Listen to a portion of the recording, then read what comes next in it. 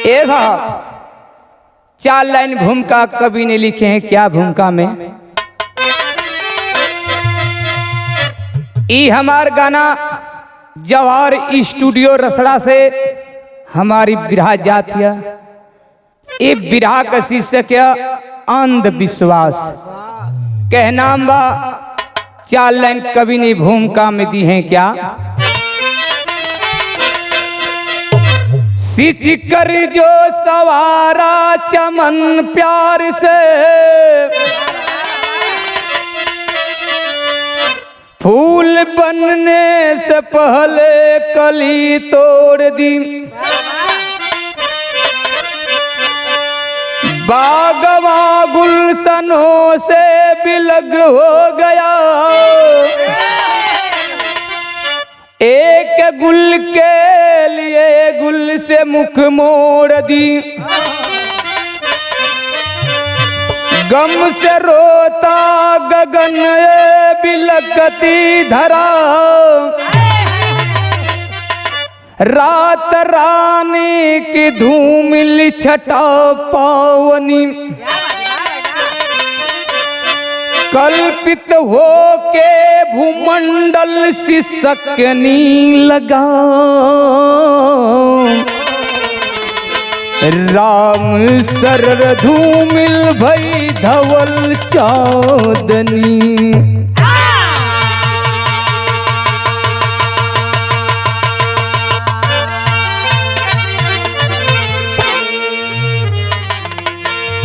ए साहब हम बताइला कि लोग अंधविश्वास में अपने ईमान के खो देला हो। इस पावन पवित्र धरती पर कुछ ऐसे लोग हैं स्वार्थ में अपने कुल की मर्यादा को डुबा देते हैं। कहना बा यहाँ 1 लाइन बड़े सुंदर कवि ने कव्वाली में भाव लिखे हैं। क्या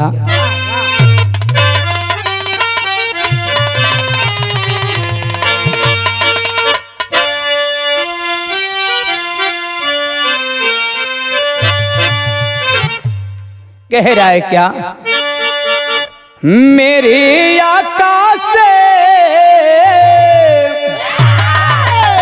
अरे मेरे आकाश मेरा इमाम कह देना,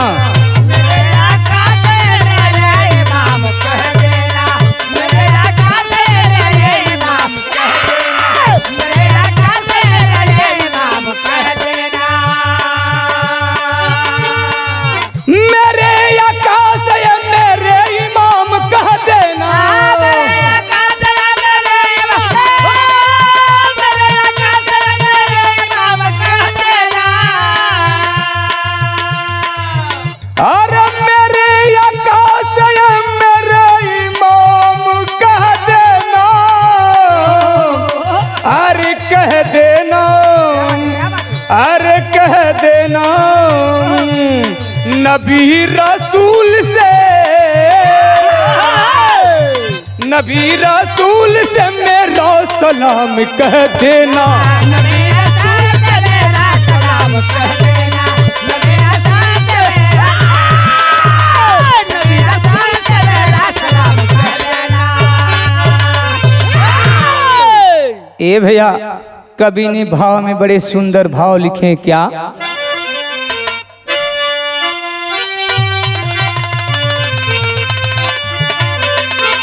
धर्म या धर्म के पंजे में फंस के रोता है, धर्म या धर्म के पंजे में फंस के रोता है, धर्म या धर्म के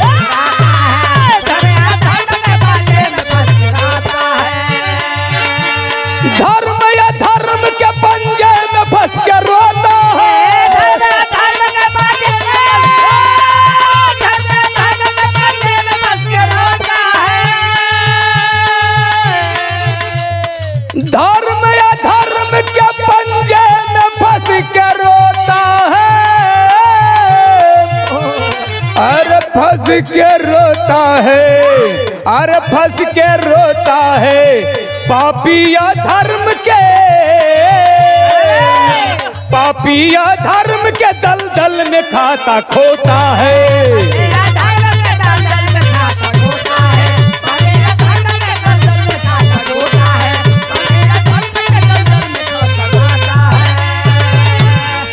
ए भैया, लोग किसी दूसरे की बात में आके फंदे में फंस करके रोने लगते हैं। लोग जब फंस जाते हैं तब अपने दुख की बात करते हैं। क्या यहीं से कहानी स्टार्ट हो गई। ये कहानी हाँ कैसे रे बाबूजी भैल का।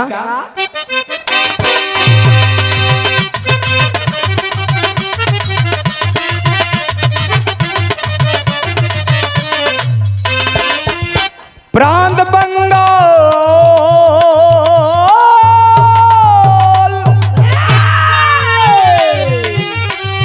प्रांत बंगाल हुगली जिला की कहानी है। वही की कहानी है, आप लोगों के बता रहे हैं। हुआ क्या? प्रांत बंगाल हुगली जिला का इजहार सुने, ग्राम परिहार में एक लक्ष्मण लोहार सुने।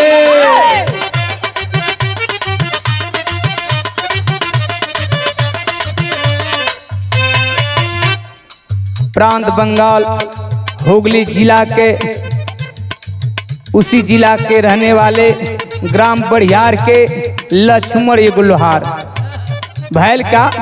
महाकाली का पुजारी लक्ष्मण दास रहे। महाकाली का पुजारी लक्ष्मण दास रहे। जादू टोनाय मंत्र में विश्वास रहे।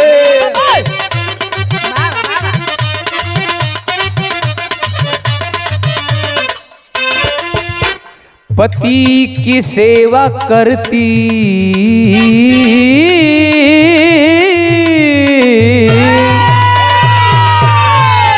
पति की सेवा करती दुलारी शौकीन रही। पति की सेवा करती दुलारी अधीन रही। एक संतान बिना बेचारी बेदीन रही।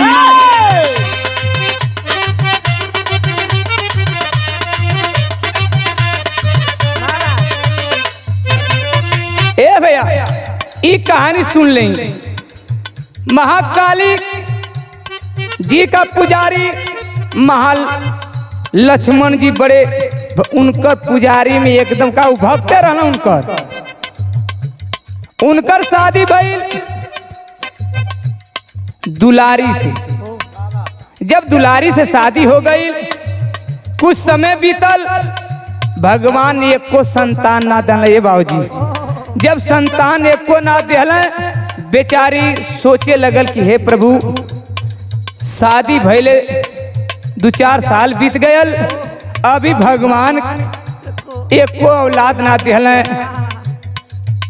जब ना दिले तो भैल का, यहाँ बेचारी सोचत या और लक्ष्मण दास जी का करें कि अपन दुकान एक खोल के लकड़ी का कारोबार अपन करत रहना। एक दिन का बाद भैल का, यहाँ गीत लगल बा हुआ ये मास्टर।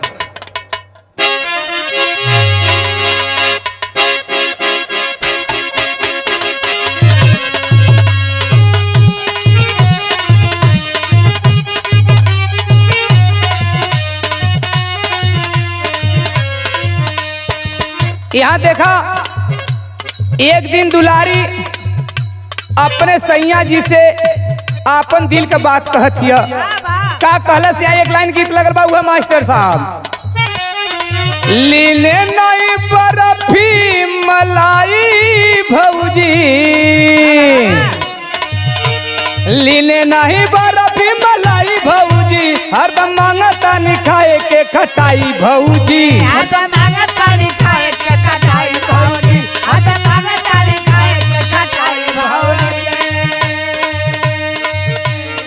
बिरहा में कवि ने भाव लिखे हैं क्या?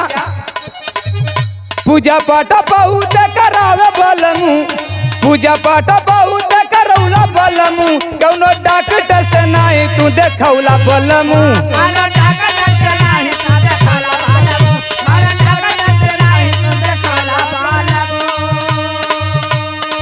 ए हमार सैया जी, पूजा पाठ बहुत करौला, अब तक क्यों डॉक्टर से हमके ना देखौला हो। एक बार डॉक्टर से दिखा देता, जो दुख सुख रहा तो बताए देते। भैल का दवाई इलाज करवौले डकटरिया,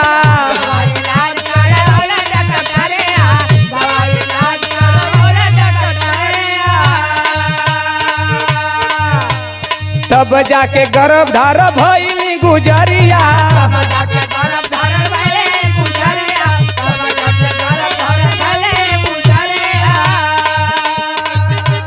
लगता कि अमर पिलादा बलमू,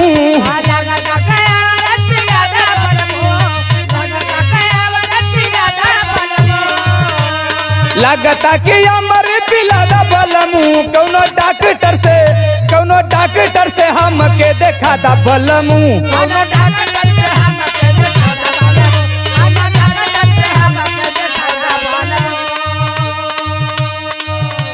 जब इतनी राम दुलारी अपने पति परमेश्वर लक्ष्मण से जब कहली तो बेचारू ले जा करके अपने राम दुलारी के डॉक्टर के पास ले जाके दवा दुआ करावे लगला।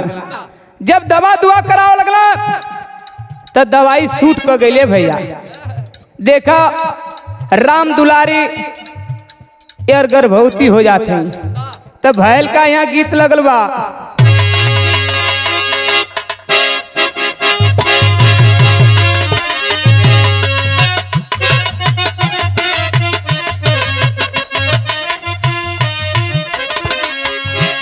यहाँ एगो पारंपरिक गीत लगल बा, उहे गीत बा माता बहन गावली का। अरे तर नरियरवा के बारी, करे नरियरवा के बारी ऊपर श्याम गेंदा लगाई दा।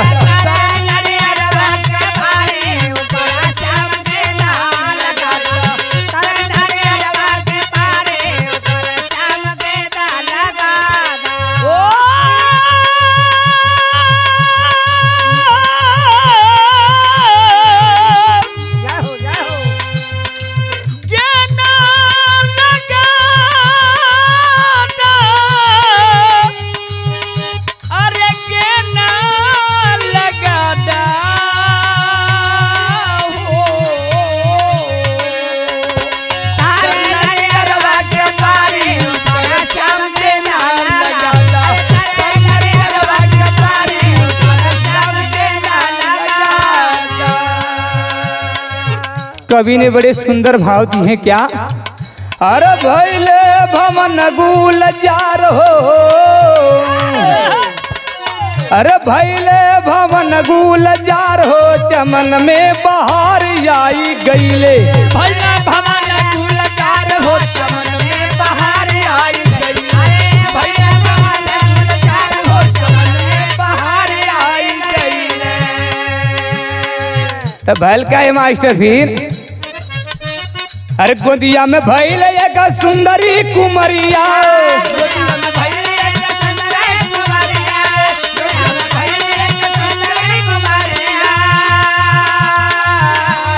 लागल गवाए महल में सोहरिया।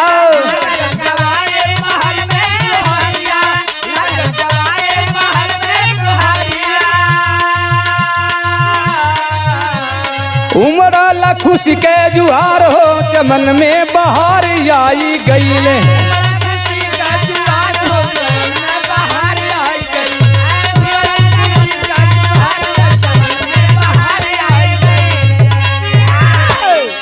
ए भैया जब लक्ष्मण अपनी राम दुलारी के इलाज कैले ले जाके करवा देना डॉक्टर से, तो कुछ 9 महीना के बाद राम दुलारी के गोद में एक सुंदर कन्या का अवतार भयल।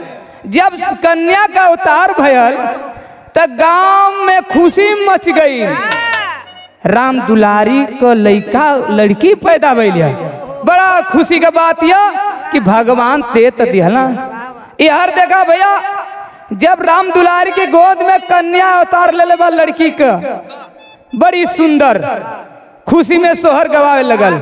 गांव में मंगल गीत गवावे लगल कि चला आज लक्ष्मण की दुआरे सोहर गावे के। पत्थरे पे दुम जामली है। बड़े भाग्य की बात यह कुल में हरार पहुंचल हैं। माता बहन वहां पहुंच के उनकी दरवाजे पर जाके सोहर का गावती हो।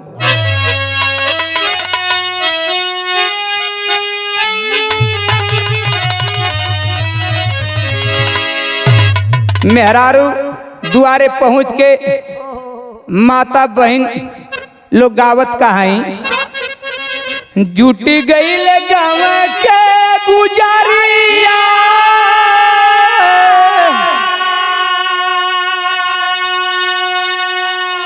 त गावेली सोहरिया नु हो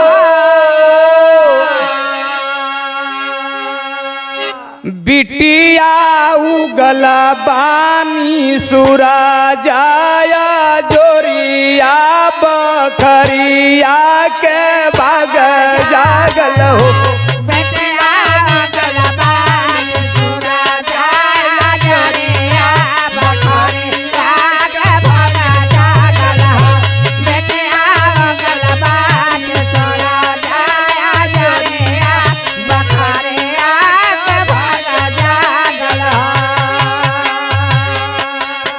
मेहरारू वहीं यही गीत गावती भल का दिन दिन बढ़े तोरा कुमारिया उमरिया तोहार लागे हो दिन दिन बढ़े तोरा कुमारिया उमरिया तोहार लागे हो दिन बढ़े तोरा कुमारिया उमरिया तोहार लागे हो बिटिया उगल बानी बनी के या जोरिया बखरिया के भाग जागल हो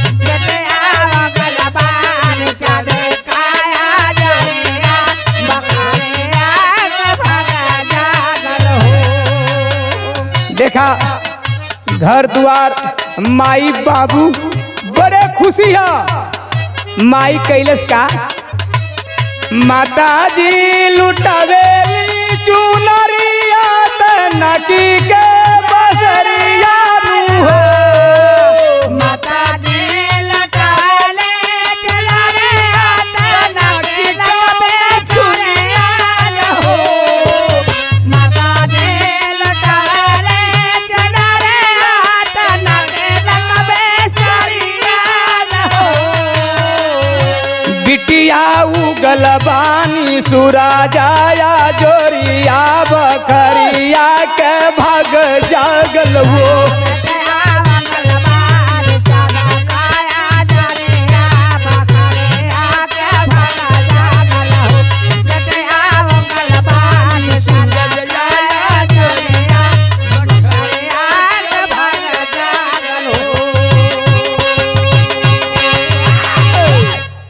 ए बाबूजी कुछ समय धीरे धीरे बीत गई जब धीरे धीरे बीत गई तब भैल का यहाँ एक लाइन वह गीत लगल बा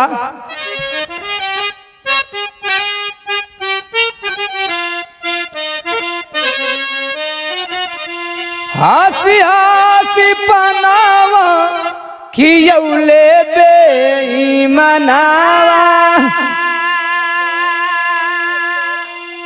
अपने बसेला पर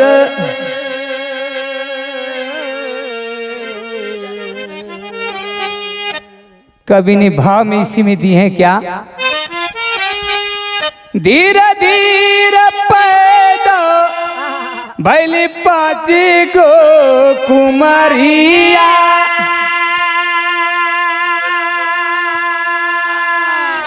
नहीं भैले ये कहू दुलार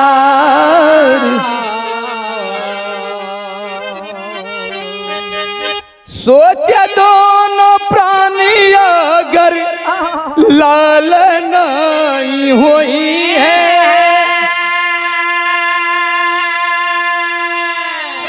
कैसे चली बंसव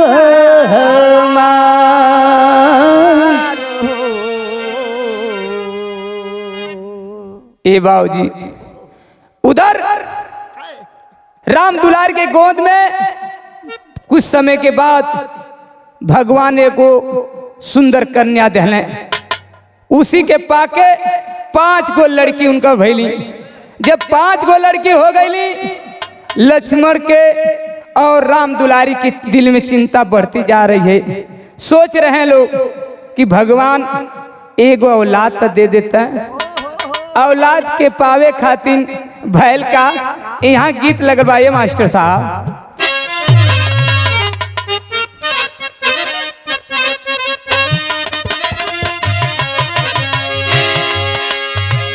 पिया परदेस गए तार लागो चोटिया में, पिया परदेस गयो तार लागे चोटिया में, पिया परदेस गयो तार लागे चोटिया में, पिया परदेसिया में तार लागे चोटिया में, तार लागे चोटिया में, तार लागे चोटिया में, पिया परदेस गयो तार लागे चोटिया में, पिया परदेस गयो तार लागे चोटिया में।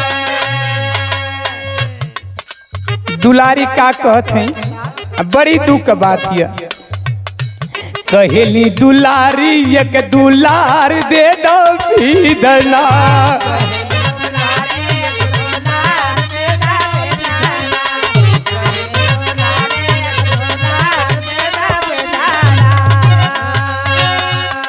रोज रोज मनवती देवी देवता के करीला। ए भगवान, ए प्रभु, एगो औलाद दे देता।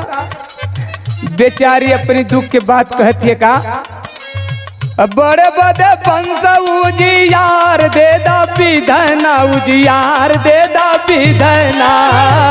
कहेली दुलारी एक दुलार दे दा विधना।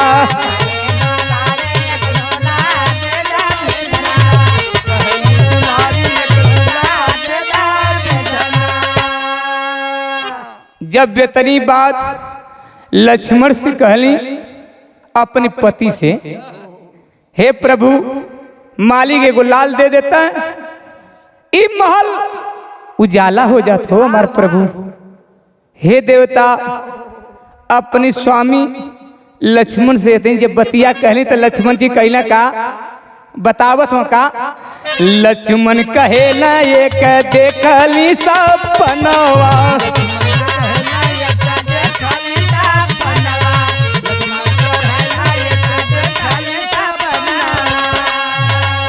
काली माई हमर से मांगे बलतनवा।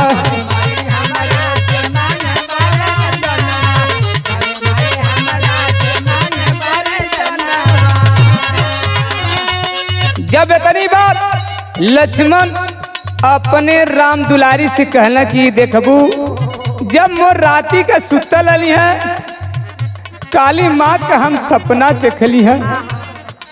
कहली कौन सपना, तो वह कहत हमें लक्ष्मण कहेला एक देखली सपनवा,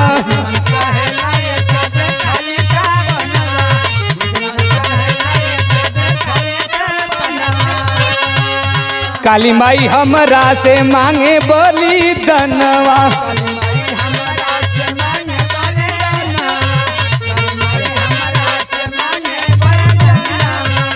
अब जवन प्राणी के आधार देता पीदना। रो रो के लक्ष्मण अपने राम दुलारी सी बतिया कहला, राती के हम सपना देख लिए प्यारी, हो बे जवन प्राणी के आधार दे दा पीदना, आधार दे दा पीदना। कहेली दुलारी एक दुलार दे दा पीदना।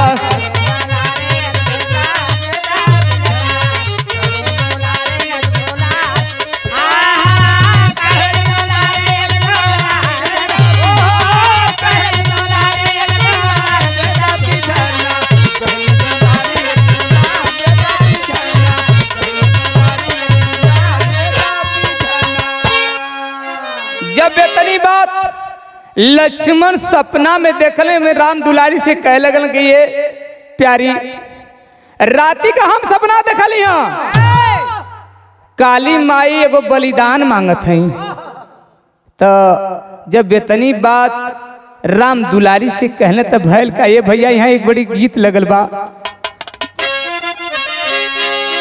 अर नदी डांटे आपके सासुयो डांटे आपके,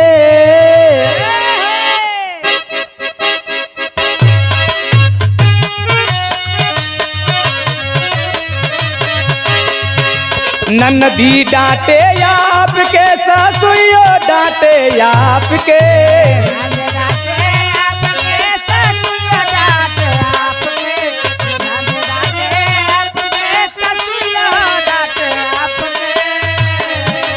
नदी डांटे आपके ससुयो डांटे आपके, बोलिए बलमुआ बोलिए बलमुआ समझाई अपना बाप के,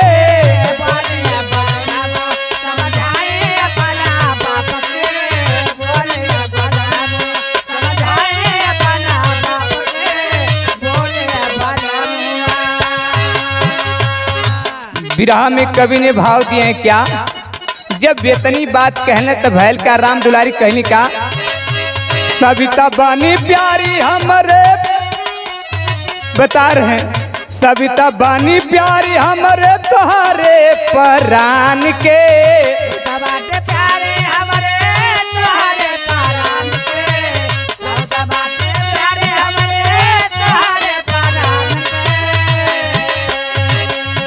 सविता बानी प्यारी हमारे तोहारे परान के, ले जाओ बलमुआ ले जाओ बलमुआ चढ़ा दा बलिदान के,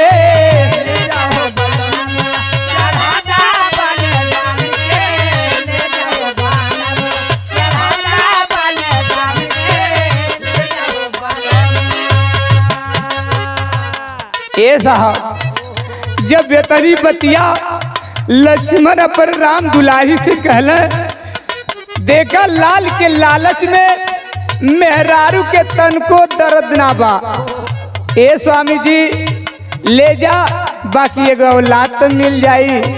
भैल का बिटिया के देके एक लाल ऊपर आवा,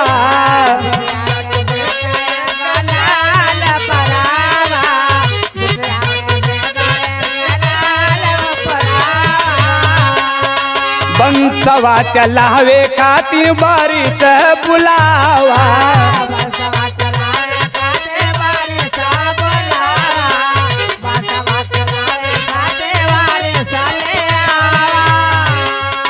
अब से बढ़ाला सैया अपन खानदान के,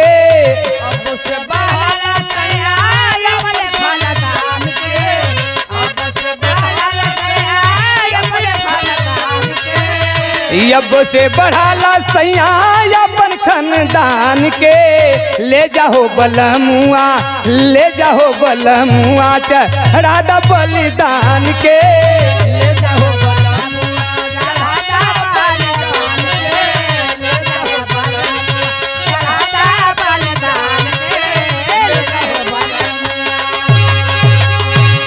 जब बेतनी बात राम दुलारी अपने मर्द से कहली, ये स्वामी जी जब यह बात है तो ले जा बलिदान की चढ़ा दन, कम से कम हमारे घर के वारिस हो तो जाई चिराग बारे वाला।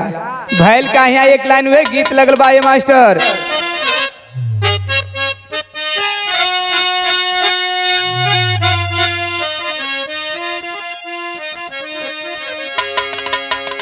आज एकदसिया बिहान दूयदसिया तेरसिया के ना। बिरहा में कवि ने भाव दिए हैं क्या, सविता के लेके हम जात बानी बजरिया बेटी हो कविता।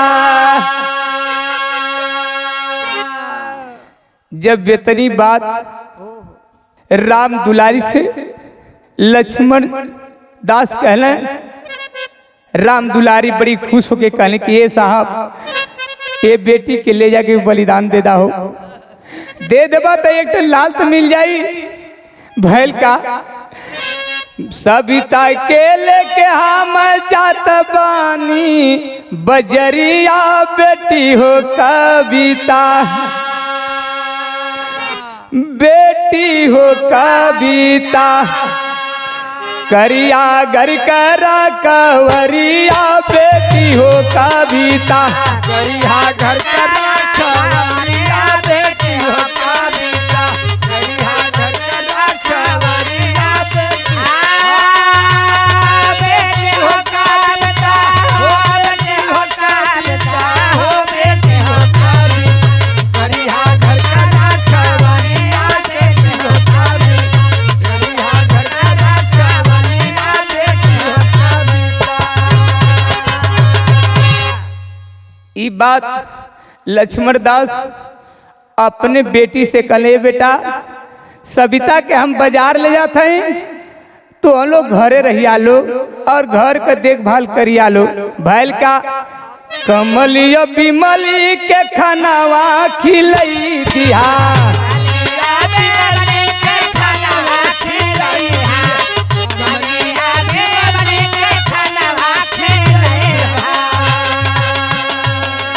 कमलियो बिमली के खानावा खिलाई दिया,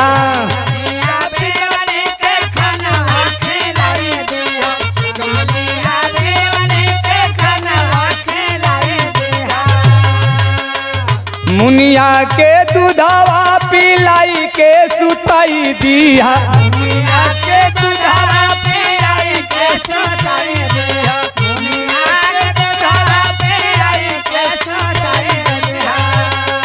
तो के भी ले आई सूट सालवरिया बेटियों कविता।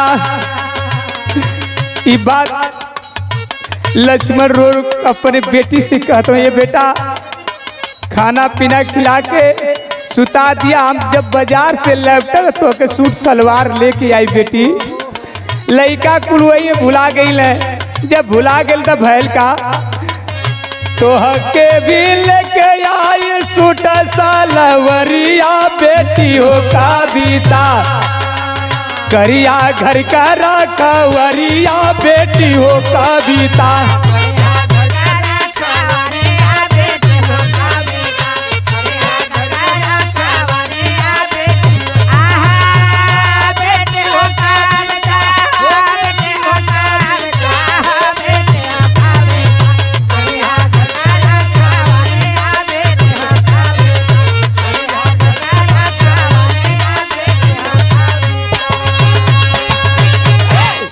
यह कविता के सारी बात में बता के सुर सलवार के लालच में दिखा के लइकन के घर रख कर देना, अपने सविता के लेके बाजारे चल दल। तो भैल का यहाँ गीत लगल बा, उहे गीत बा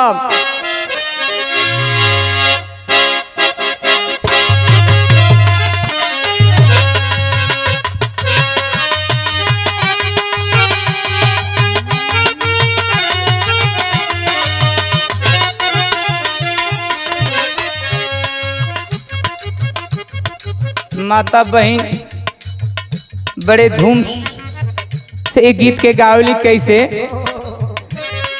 निबिया के डरिया मैया डालली झूलनवा हो कि झूली रे झूली ना, मैया मोरी झूले रे झूले, हो मैया मोरी झूले रे झूले, निबिया के डरिया मैया झूलली झूलनवा हो कि झूली रे झूली ना, मैया मोरी झूले रे झूले, हो मैया मोरी झूले रे झूले, मैया मोरी गावे गीतिया हो कि झूली रे झूली ना,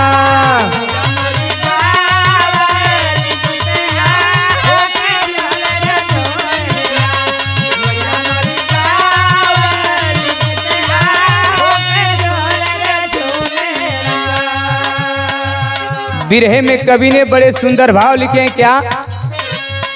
काहे बोध माई बाबू बने दूरा चरिया हो कि मनवा बैरीना हो के मनवा बैरेला हो के मनवा बैरेला कही सन विधना के लिखनवा हो कि मनवा बैरीना कैसन विधना का लिखनवा हो के मनवा बैरेला कैसन विधना का लिखनवा हो के मनवा बैरेला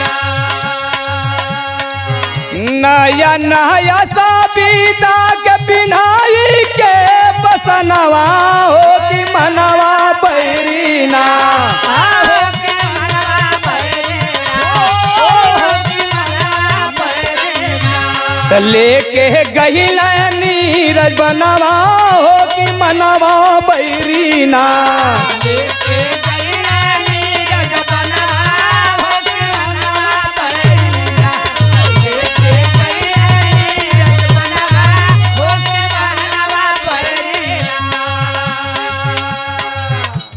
नीरज वन में राम दुलारी और लक्ष्मण दास वन में लेके पहुंच के उनके दिल में थोड़ा भी रहम ना आया। तो भैल का काटे चलल माई बाबू, अरे काटे चलल माई बाबू सबिता के गरदनवा हो कि मनवा बैरीना हो के मनवा बैरेला हो के मनवा बैरेला त बिटिया करेली रुदनवा हो कि मनवा बैरीना बिटिया करैली रुदनवा हो के मनवा बैरेला बिटिया करैली रुदनवा हो के मनवा बैरेला जब बिहड़ वन में ले जा करके लक्ष्मण दास राम दुलारी दोनों माता पिता जब वन में ले जाके और लड़की के पटक के गर्दन पर जब चढ़ल हमें लड़की रो रो कहते बाबूजी माई का करतू जौने हाथ से दूध पियोलू माई आज वही हाथे से हमारे नेटे और गर्दन दबाओ था माई ठीक है हम ते दुनिया के छोड़ के चल जाई बाकी बाद में माई पछतैबू पापी नीच कमीनन के माँ बाप को थोड़ी सी रहम नहीं आया बाबूजी जब नहीं आया तो हुआ क्या? यहाँ टेरी में कभी नहीं सुंदर भाव लिखे क्या?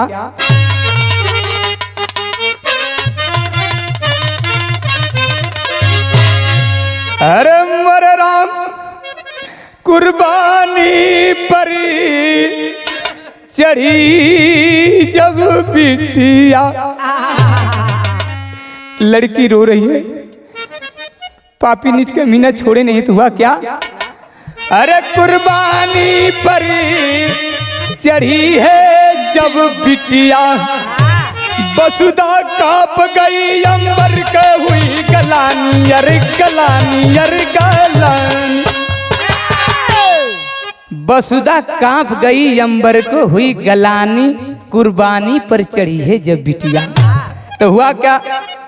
कहे कल्प के सविता, अरे कहे कल्प के सविता बेटी अगला जन्म बिगाड़ देहला खाली ये धर्मी बन के नफरत के याग में डुबा दिहला गोद गोद के सुआ बदन में खुनवा कहे गारेला धरत घाती बनला बिटिया के। अरे घाती बनला बिटिया के कौन कसूर से मारेला?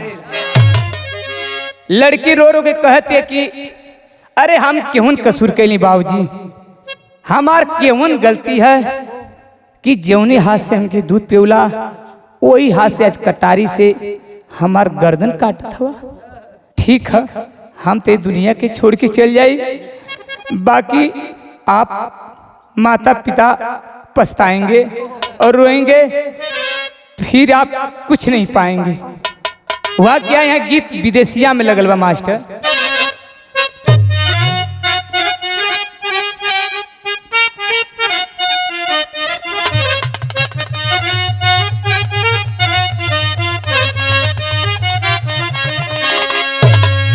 बेटी रो रो के कल पिताजी नहीं मान ना तो ठीक है, मेरी बात को सुन लीजिए पिताजी। लड़की रो रो के कहती का, जेवन बेटी के माई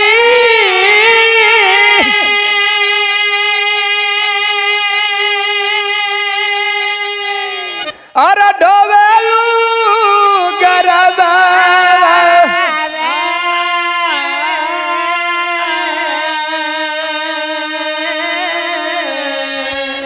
कहे आज करेलू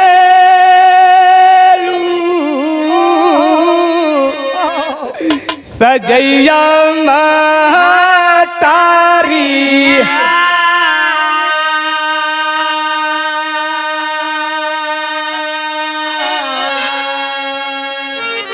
हमके बता दा केवन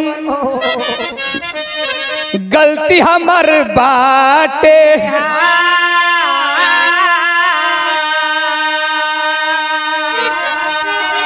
तब काटा हमारी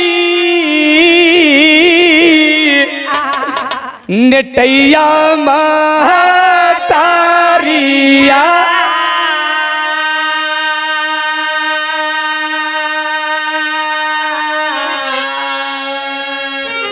अरे तनिको दरा दिया ना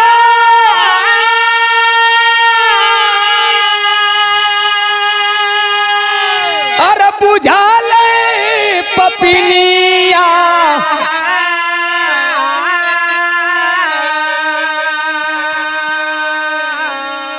अरे बिटिया के बनाली मुदैया तारी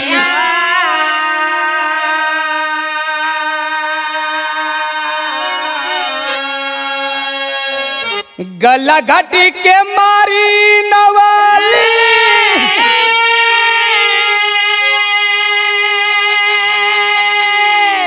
मारी नवाली कुमारिया के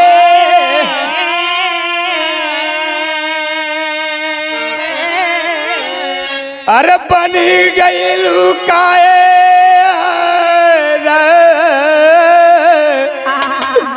जैया तारिया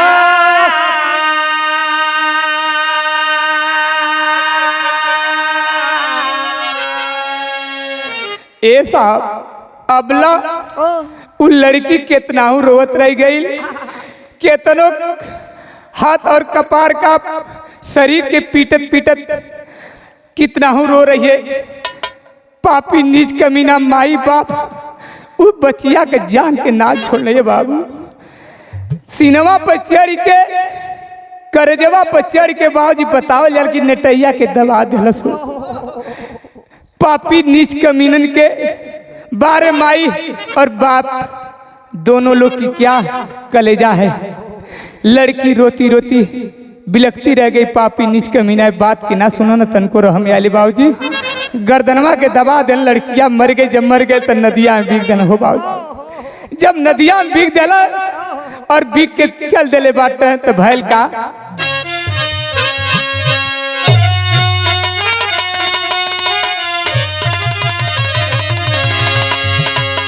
जब बाबूजी ये साहब लड़की के नदी में बीग के जब घरे पहुंचल बाटे तब माई बाप रोवत पहुंचल बाटे। तो लड़की कविता दौड़ के कहती कि माई मोर बहन कहाँ बड़की, मोर दीदी कहाँ हो। जब बेतनी बात कविता अपनी माई बाबू से कहले बाप छतिया पीट के माई बाप रो लगला।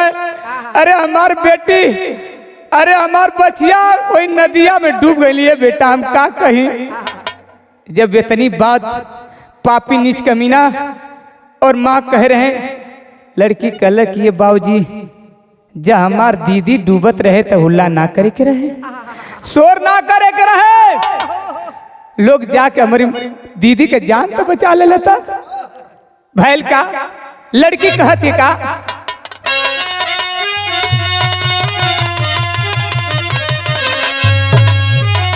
अरे कहे कविता तनी आपन जबनिया खोलाए माई। अरे कहे कविता तनियापन जबनिया खोलाए माई। कहवा बाटी सविता मोरी बहिनिया बोलाए माई।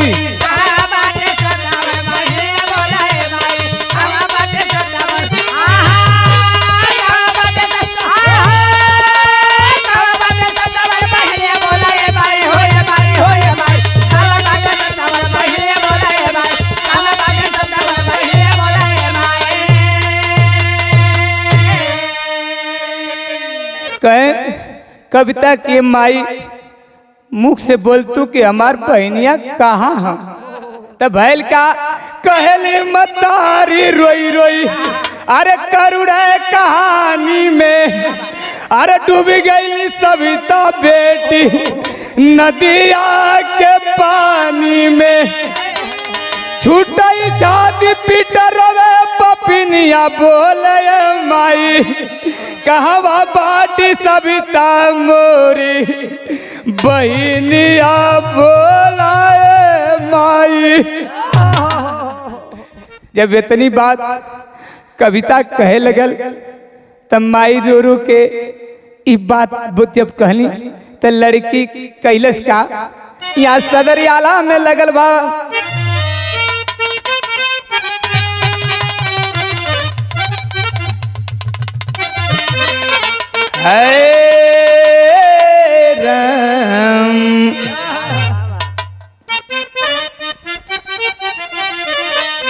यंद विश्वास में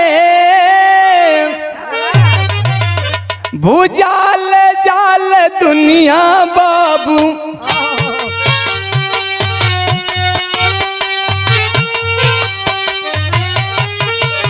भैल केतना जाने के मनवा गुलजार।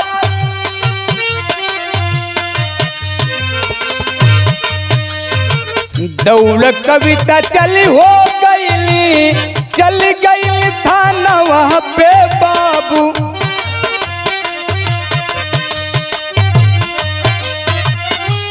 कहली दरोगा जी से सारा जहान। लेके गोता खोरता अम्बा सिंह दरोगा भैया।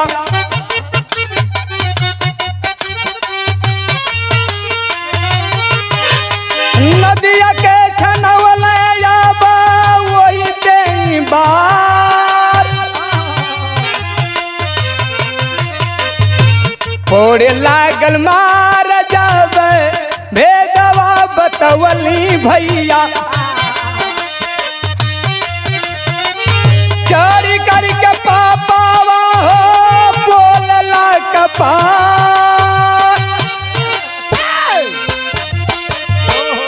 ए भैया जब माँ बाप भेद नहीं बताए लड़की बेचारी दौड़ के भाग के जाके थाने पर जब पहुंचल सारी बयान के जब बतावे लगल रो रो के सारी दुख दरोगा साहब से अम्बा सिंह दरोगा से बताने लगी। ए साहब हमार बहन नदिया में कहीं डूब गई हो साहब। जब बेतनी बात अम्बा सिंह दरोगा सुने गोताखोरों को ले जा करके नदी को छनवाने लगे। जब नदी के छनौना बाबूजी उसी नदी से लाश जब लाश मिलल बाप शक के मारे दरोगा साहब माता पिताजी को बुलाए। जब जब भेद पूछने लगे तो पुलिस वालों का जान भी करते हैं कि खोद की बात पूछते हैं। पूछने लगे उसी शक में पकड़ा गए माँ पिताजी। जब पुलिस की मार माता पिता पोल हमें तो सारी बयान बता दिए। तो हुआ क्या यहाँ खड़ी में भाव लगल बा।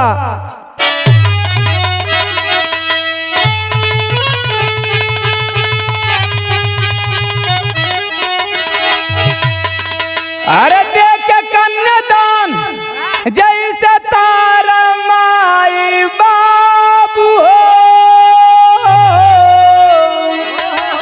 अरे कैसे वही बिटिया के अरे कैसे वही बिटिया के दिहल मुआई हो कैसे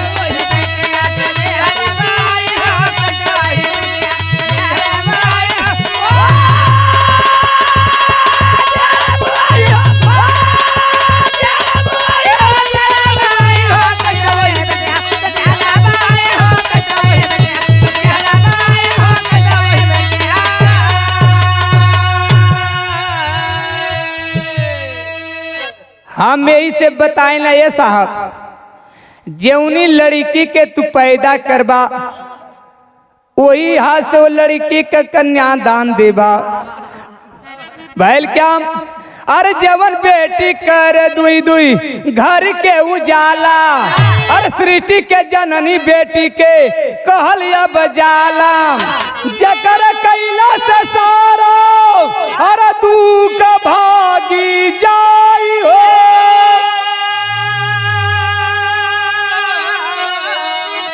कैसे वही बिटिया के अरे कैसे वही बिटिया के दिहल मुआई हो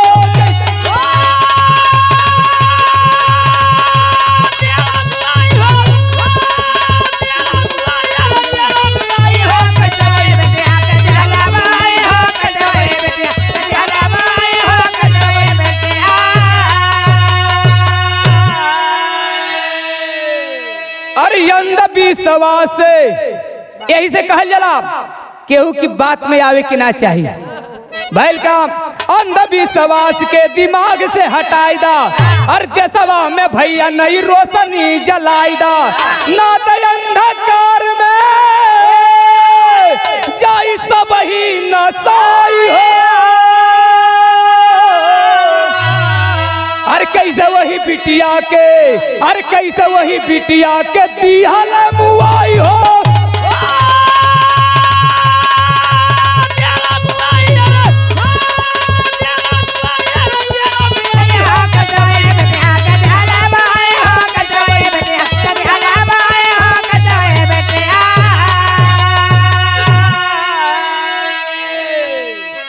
यही से कहल जाला अंधविश्वास में केहू के जाए के ना चाहिए यही से हमार कहानी विराग खत्म हो रही है भैल क्या